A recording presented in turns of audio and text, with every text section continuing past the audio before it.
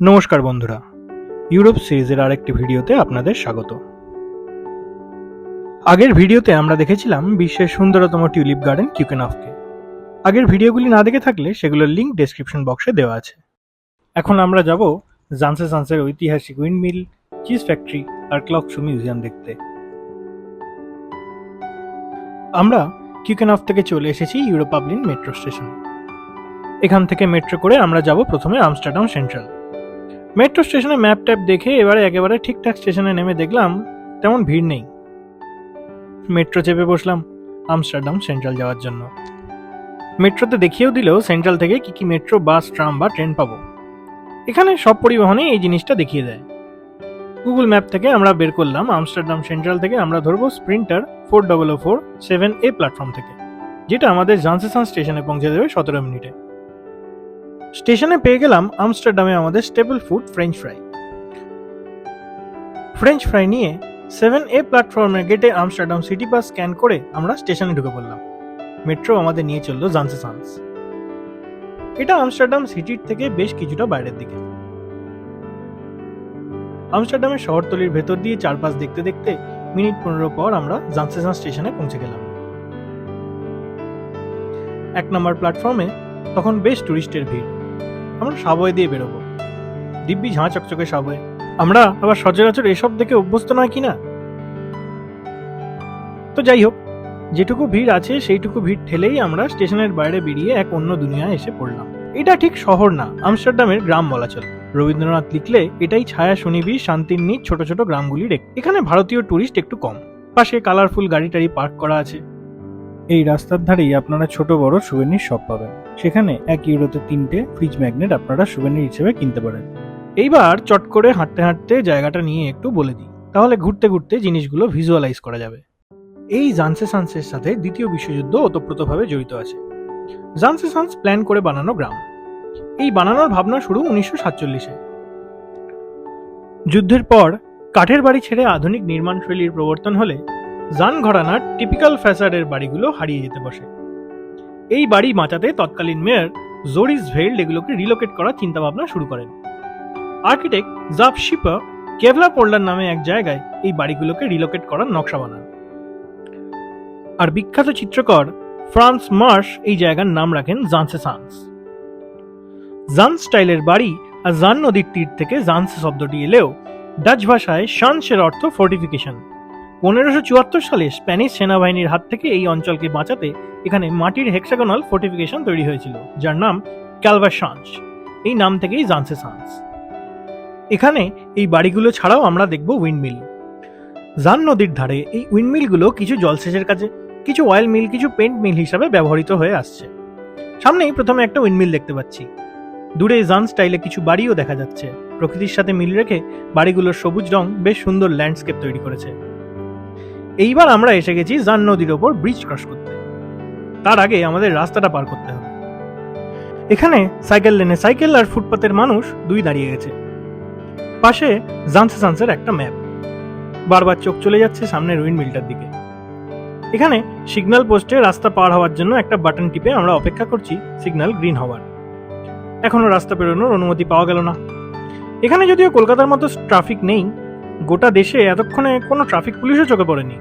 এরা সিগন্যালের ওপর অত্যন্ত ভরসা করে বোঝাই যাচ্ছে। আর লোকজন যে সিগন্যাল মেনে চলবে সেই ভরসাও আছে বিস্তর। ট্রাফিক আইন ভাঙার জরিমানার পরিমাণটা বিশেষ রকমের বেশি, আর সেটা পে করতে হয় অনলাইনেই। রাস্তায় পে করার অপশনটাই যে নেই।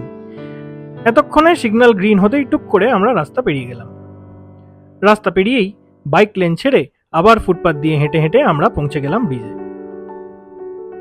জানসে শান্সে দেখা প্রথম উইন্ডমিল তো, তাই বারবার চোখ চলে যাচ্ছে ওইদিকেই। এই ব্রিজের নাম দ্য জুলিয়ানা ব্রিজ। ব্রিজে উঠেই বাঁদিক ঘুরতেই জান নদীর ধারে চোখে পড়লো পরপর 5টা উইন্ডমিল, যা একটা আইকনিক ল্যান্ডস্কেপ বলা যায়। পুরনো হলেও এগুলি সবকটাই অপারেশনাল, যদিও সবকটাতে টুরিস্ট ঢুকতে দেয় না। আমরা যাব পরে। আপাতত ব্রিজের গেট বন্ধ। এ দৃশ্য আমরা এখানে আগে দেখিনি। ব্রিজে গেট কেন? সাইকেল টাইকেলও দাঁড়িয়ে গেছে। আসলে এটা একটা ড্রব্রিজ, আমাদের খিদিরপুরের মতো। দেখি হঠাৎ ব্রিজ উঠতেও শুরু করেছে। অ্যাকচুয়ালি এই জান নদী দিয়ে কিছু নৌকা পাস করবে, তাই এই ব্যবস্থা। অপূর্ব সুন্দর ব্যাকড্রপে শ্বেত শুভ্র এক ইয়াচ ক্রস করলো। তারপর যাবে আরো কিছু। রাস্তার দুদিকে অপেক্ষমান ট্রাফিক তখন পাশে ছবির মতো উইন্ডমিল আর জান নদীর ল্যান্ডস্কেপ অ্যাডমায়ার করতে ব্যস্ত। এই যে 5টা উইন্ডমিল দেখা যাচ্ছে, এগুলো নিয়ে কিছু বলা দরকার। এগুলোই জানসে শান্সের আইকন বলা চলে। ডান দিকে প্রথম মিলের নাম স্পাইস মিল দে হুইসম্যান, যা মূলত সর্ষে পেশাইয়ের কাজে ব্যবহৃত হয়। তারপর আছে সবুজ রঙের আইকনিক সমিল পোলেনবার্গ। তার পাশে পেন্ট মিল দ্য ক্যাট। এই মিলে টুরিস্ট অ্যালাউড, এখানেই কিছুক্ষণ পরে আমরা যাব। এই আইকনিক মিল এখনো ট্র্যাডিশনাল পদ্ধতিতে রেমব্র্যান্ড রং তৈরিতে ব্যবহার করা হয়। তার পাশে অয়েল মিল দ্য জোকা। এই মিল জানসে শান্সের সব থেকে পুরনো মিল। আগে এই মিল জলসেচের কাজে ব্যবহৃত হলেও এখন এখানে মূলত বাদাম তেল পেশাই করা হয়। একদম বাম দিকে সমিল হেড জং শাপ বা দ্য ইয়ং শিপ। এখানে এখনো বড় বড় গাছের লগ কাটা হয়, ঠিক শতাব্দী আগে যেভাবে করা হতো।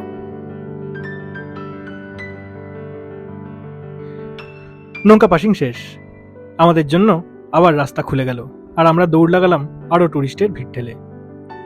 দৌড় বলাই ভালো, কারণ আমাদের হাতে সময় কম, দেখার জায়গা অনেক। পাশের যে বাড়িগুলো দেখা যাচ্ছে এগুলোকেই বলে জান স্টাইল গ্যাবলস। 1500 সাল থেকে এই গ্যাবলসের স্ট্রাকচার ধীরে ধীরে ইভলভ হয়েছে। পাশে ক্যানেলও আছে। এই ক্যানেলগুলো বেশিরভাগ ব্যবহৃত হয় জলসেচের কাজে। যাই হোক, 1500 সাল থেকে এই বাড়িগুলোর ডিজাইন ক্রমশ পরিবর্তন হয়েছে। জানসে শান্সে এই সব ধরনের বাড়ি প্রায় রয়েছে, যেগুলো জীবন্ত ইতিহাসের সাক্ষ্য বহন করে চলেছে। এই বাড়িগুলো এখনো রেসিডেন্সিয়াল প্রপার্টি হিসেবে ব্যবহৃত হয়। কিছু বাড়ি যদিও ক্যাফেতে রূপান্তরিত হয়েছে। এইসব ঐতিহাসিক building, cafe, restaurant, windmill, museum নিয়ে ছবির মতো দাঁড়িয়ে আছে জানসে শান্স। সবুজ মাঠের মাঝে বাড়িগুলো অদ্ভুত সুন্দর। ক্যানেল পেরিয়ে বাড়িতে যাওয়ার জন্য ছোট ছোট ব্রিজও বানানো আছে। হাঁটতে হাঁটতে আমরা চলে এসেছি উইন্ডমিলগুলোর কাছে। ডান দিকে মাঠের মাঝে যে ছোট্ট উইন্ডমিলটা দেখা যাচ্ছে তার নাম মিনিয়েচার মিল দে উইন্ডহুড। এটাকে ট্রেনিং মিলও বলা চলে। বাচ্চাদের খেলার ছলে মিলিং শেখানোর জন্য এই ছোট ছোট মিলগুলো ব্যবহার করা হয়। বাঁ দিকে সবুজ রঙের উইন্ডমিলের নাম সমিল দে পোলেনবার্গ। এর আরেক নাম প্যালট্রক, যার মানে স্লিভলেস ক্লোক অফ মেন। দূর থেকে এই মিলকে হাত কাটা জামার মতো দেখায় বলে এর এই নাম। 1867-তে বানানো এই মিলকে 1963-তে এই জানসে শান্সে নিয়ে আসা হয়। রাস্তায় এখন প্রচুর টুরিস্টের ভিড়। সামনেই দেখা যাচ্ছে পেন্ট মিল দ্য ক্যাট। এই মিল জানসে শান্সে আনা হয় 1646 সালে। এটি নেদারল্যান্ডসের ব্যস্ততম মিলগুলির মধ্যে একটি। এর ওপর থেকে পাশে জান রিভার ও পোল্ডারের অসাধারণ ভিউ দেখা যায়। এই পেন্ট মিল এখানের এক বিশেষ মিল। আমরা আগের ভিডিওতে যে রেমব্র্যান্ড টিউলিপের কথা বলেছিলাম, সেই রেমব্র্যান্ড যে রং দিয়ে আঁকতেন সেই রং এখনো এখানে তৈরি করা হয়। উইন্ডমিলের সাহায্যে এই চাকা ঘুরিয়ে লাল, হলুদ ও নীল রং এখানে তৈরি হয়। এটাকে বলে গ্রাইন্ড চেম্বার। ছবিতে যেখান থেকে এই রং তৈরির কাঁচামাল আনা হয় সেখানকার ছবিও আছে। বেশ কমপ্লিকেটেড ইঞ্জিনিয়ারিং। এতে সাদা রং তৈরি হয়। আপাতত এটি বন্ধ রয়েছে। পাশে কাঠের পিপেতে তৈরি হয়ে যাওয়া রং মজুত করে রাখা আছে। ছবিতে দেখানো আছে শতাব্দী প্রাচীন এই উইন্ডমিলের ইতিহাস। এইবার আমরা যাব ওপরের উইন্ডমিল প্ল্যাটফর্মে। এখানে সিঁড়িটা বেশ খাড়াই, আমাদের খুব সাবধানে উঠতে হচ্ছে এই সিঁড়ি বেয়ে। আপাতত এই উইন্ডমিলের একটা দিক চালু আছে, যেটাতে হলুদ রং পেশাই হচ্ছে। শতাব্দী প্রাচীন এই অদ্ভুত কারিগরি আধুনিক ইঞ্জিনিয়ারিং মার্ভেলের কাছে কোনো অংশে কম নয়। এ যেন সেই কালচক্র আমাদের সময়ের সাথে সাথে এগিয়ে নিয়ে চলেছে। উপর থেকে অপূর্ব লাগছে চারিদিক। প্রচন্ড হাওয়ার মধ্যে মুহূর্তগুলোকে ফ্রেমবন্দি করলাম আমরা। দ্য ক্যাটের একটা কাট আউটও এখানে রয়েছে। পেন্ট মিল দ্য ক্যাটের স্টোরে অনেক ইউনিক প্রোডাক্ট, অরিজিনাল মিল সুভেনিয়ারও আপনারা কিনতে পারবেন। যেমন আমরা কিনেছি ছোট্ট একটা উইন্ডমিল। এরপর আমরা ঢুকলাম চিজের মিউজিয়াম দ্য ক্যাথরিনা হোভ। এখানে একটা ছোট্ট টিপিক্যাল নেদারল্যান্ডসের গ্রামও বানানো আছে। এখানে দেখানো হচ্ছে চিজ কিভাবে বানানো হয়। এখানে বিশ্ববিখ্যাত Edam and Gouda cheese, goat and sheep world cheese পাওয়া যায়। এটা বেসিক্যালি একটা চিজের দোকান। এখানে আপনারা বিভিন্ন ধরনের ডিলিশিয়াস চিজ পাবেন। গরু, ছাগল, ভেড়ার দুধের চিজ ছাড়াও এখানে স্পেশাল ফ্লেভার চিজ যেমন pesto, coconut, cumin flavour cheese পাওয়া যায়। সেখান থেকে খানদুই চিজ কিনে আমরা বাইরে বেরিয়ে চলে এলাম উডেন শু ওয়ার্কশপে। এটা ক্লগ মিউজিয়াম আর ওয়ার্কশপ। এই ওয়্যারহাউসের নাম দ্য ওয়ার্ড। অষ্টাদশ শতকের ফসল রাখার এই বার্ন এখন ক্লগ ফ্যাক্টরি, মিউজিয়াম আর সুভেনির শপ। এই ক্লগ মিউজিয়ামে নেদারল্যান্ডসের অ্যান্টিক উডেন শুয়ের ফাইনেস্ট কালেকশন রয়েছে। এখান থেকে আপনারা সুভেনির হিসেবে ছোট্ট ক্লগ শুও কিনে নিয়ে যেতে পারেন। এখানে এক দক্ষ ক্লগ মেকার সুন্দরভাবে ডেমনস্ট্রেট করছেন একটা উডেন ব্লক থেকে কিভাবে ক্লগ শু তৈরি হয়। এই কাঠের ক্লগ শু এক অথেন্টিক ডাচ ট্রেডিশন, যা এখনো নেদারল্যান্ডসের গ্রামাঞ্চলে বেঁচে আছে। গ্রামাঞ্চলের শ্রম্পি ডাচ সয়েলের মধ্যে দিয়ে হাঁটা চলার জন্য এই ক্লগ শু একটি অতি প্রয়োজনীয় জুতো, আর এটি পায়ের জন্য স্বাস্থ্যকরও বটে। এই ক্লগ ফ্যাক্টরি আজও বিশ্বখ্যাত জুতো তৈরির ট্র্যাডিশনকে বাঁচিয়ে রেখেছে। 19 শতকে ইন্ডাস্ট্রিয়ালাইজেশনের পর নেদারল্যান্ডসে এই ক্লগ শুয়ের চাহিদা কমতে শুরু করে। শতাব্দী আগে যেখানে 8,000 লোক এই ক্লগ শু মেকিং এর সাথে যুক্ত ছিল, এখন সেই সংখ্যাটা হাতে গোনা 12 এসে ঠেকেছে। এখানে জাপ আর তার ছেলে উইলিয়াম শতাব্দী প্রাচীন কাঠের ক্লগ শু তৈরির মেশিনগুলোকে বাঁচিয়ে রেখেছিল, আর সেই মেশিনেই আমরা এখন এই ডেমনস্ট্রেশন দেখছি। এই ক্লগ শু এর ওপর অনেক সময় পেন্টিং ও ডেকোরেশনও করা হয়। নেদারল্যান্ডসের স্পেশাল অকেশনে, যেমন চার্চে বা বিয়ের সময়, বিভিন্ন প্যাটার্নের ক্লগ শু হোপ, ট্রাস্ট, লাভের সিম্বল বহন করে থাকে। অনুষ্ঠানের পর এই ক্লগ শু এখানে ঘর সাজানোর জন্য ব্যবহার করা হয়। নেদারল্যান্ডসের বৃহত্তম ক্লগ শপে কেবল সমস্ত ধরনের রং ও আকারের কাঠের জুতোর কালেকশনই না, এখানে মিনিয়েচার ক্লগ, চাবির রিং ও ডাচ সুভেনিয়ারের কালেকশনও রয়েছে। আমরা এখান থেকে ছোট্ট দুটো মিনিয়েচার ক্লগ কিনেছিলাম। আমাদের জানসে শান্সের সময় প্রায় শেষ। এরপর আমরা উবের বুক করব, যাব ভলেন্ডাম, ডাচ ফিশিং ভিলেজ। এখানে আমরা পাবলিক ট্রান্সপোর্ট ইউজ করলাম না সময়ের অভাবে। ভলেন্ডাম থেকে মার্কেন যাওয়ার লাস্ট মার্কেন এক্সপ্রেস, সেটা ধরতে হলে আমাদের ট্যাক্সি ছাড়া আর কোনো অপশন নেই। আমরা উবের ট্যাক্সি বুক করে চললাম ভলেন্ডামের পথে। দেখা হচ্ছে পরের ভিডিওয়ে।